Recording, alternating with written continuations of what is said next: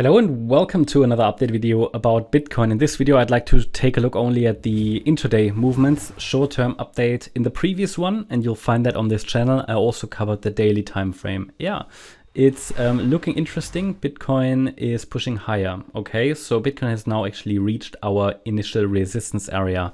So I'm going to talk about that now. First of all, a little bit of context for anybody who's new on the channel.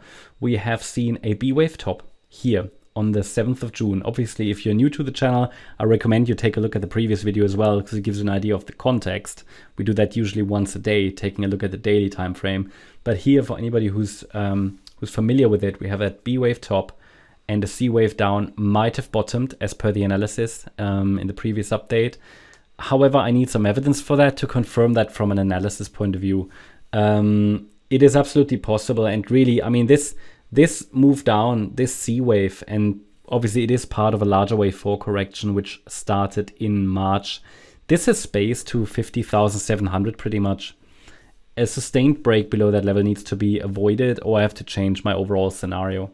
It would be the first time in, I think, more than a year that a support area on the daily chart really breaks, because this is the main support zone which has been relevant for the last few months. It is possible.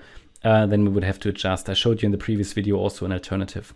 However, we might have bottomed here. There is still space for another low, okay? But as long as support levels are holding, we can now watch for higher, because we have seen a first 5-wave move up. I think we talked about that already in the last video.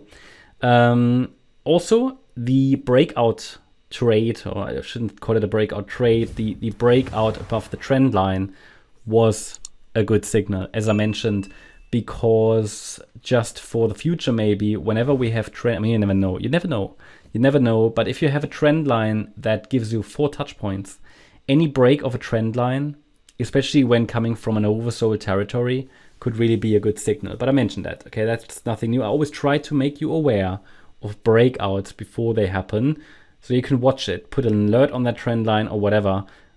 It doesn't make sense to make you aware after a breakout, right? So we have that breakout of the trend line. It was an important one, and I still leave it on the chart because it's possible that we retest it from above. Yeah, it's possible we get a bit of a pullback there, retest it, and then carry on. So I leave that trend line on the chart. However, the market is now grinding higher. So how could that look like? So what I really need as evidence that the price has bottomed in this wave 4 is a 5-wave pattern. Well, we already have a 5-wave pattern on the smaller time frame, but as long as we stay below resistance, and the main resistance level here is 61,478, this could simply be the A wave in a larger B wave in yellow, okay? Because A waves can be 5-wave movements and they can be 3-wave movements, but if I see a 5-wave move, then this is more clearly bullish. So it would rather indicate, okay, even in the yellow count, which is actually still allowing for another low, even here, if we have a 5-wave move up in wave A, there should still be a C wave. Or it definitely leaves the door open for a more bullish interpretation in the white count. Okay, so if we get 5 waves up, it is more clearly bullish. So now that we've seen an initial 5-wave move up and a break above my initial trend line, we at least have something to work with, which is why I added already in the previous video this micro support area. It's defined between, let me just see, do I need to adjust it? I do adjust it throughout the day, okay, because it has to go up with the price.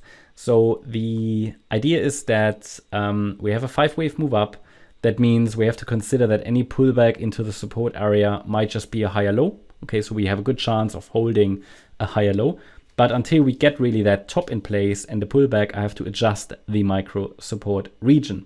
It's currently defined between $54,390 and $55,940.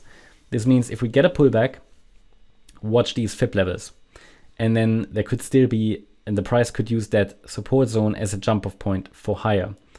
It is possible, if it just keeps going, that it just forms a 3-wave move like that with a very shallow B wave. We've seen it before. So if it continues to extend, it might just be a larger 3-wave move with a very, very shallow B wave. That is what it is, okay? That just sometimes happens. So all I can do at this stage is share support and highlight that, okay, we've been watching for reversal. We've been watching for a break of the trend line. Now we just need to see how high it can go. The next resistance area levels are 58,477, 59,697. Then we've got the next trend line, which has 3 touch points, also relevant. And then we have 61,478. So as soon as I can see the larger 5-wave move, I think we have the next level of confirmation that a low is in, especially if we can see those 5 waves in white above resistance.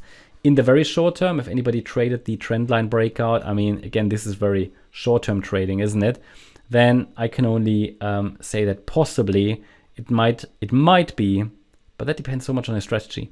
It might be a way to, or it might be an approach to draw this trend line here. And you've got 3 touch points and a break of 4 actually. And a break of that trend line could be an indication that at least this wave 2 or wave B has started.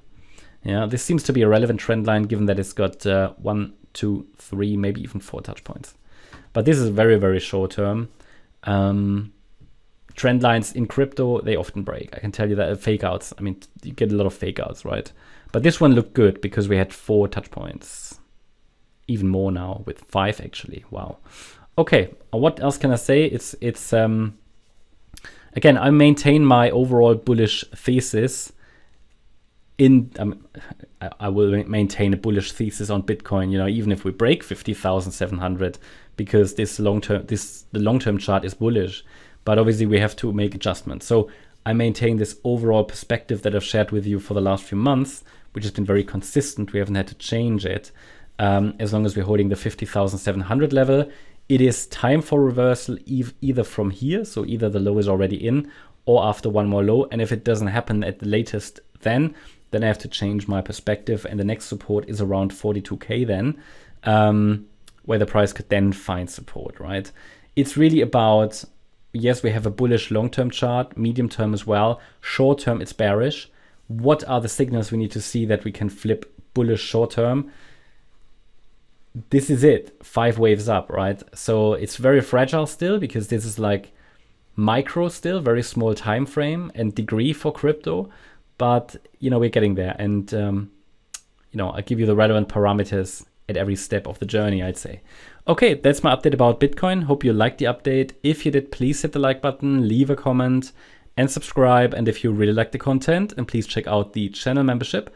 Also, make sure that you follow us on Instagram and Twitter for additional content. And before I forget, make sure you register for the newsletter if you want to receive it later today. Haven't sent it out yet. You can do that. In the description, there's a free link to our newsletter. Thanks a lot for watching. Bye-bye.